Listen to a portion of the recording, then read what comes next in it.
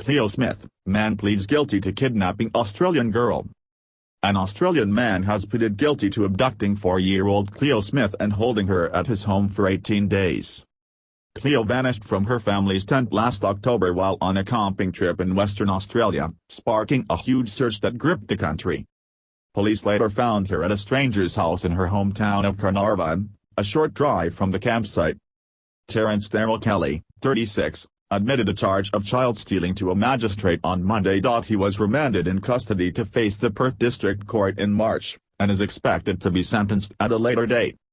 Australian media reported that Mr. Kelly's guilty plea had come as a surprise ahead of what many expected to be a lengthy legal process. He has been held in a Perth jail since 5 November, 2 days after police smashed their way into his locked house, found Cleo inside, and arrested him on a nearby street. Vision of the rescue released at the time showed the young girl identifying herself to officers and smiling.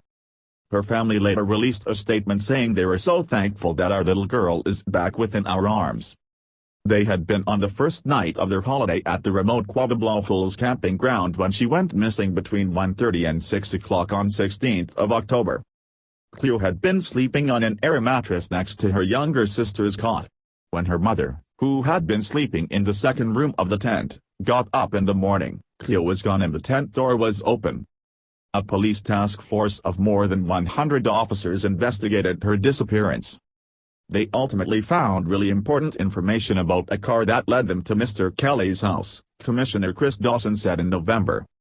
Local media reported the breakthrough came when police traced a mobile phone number to a phone tower near the campsite around the time of Cleo's abduction. More details about the abduction are expected to be made public in the sentencing hearing, news outlet Perth Now reported.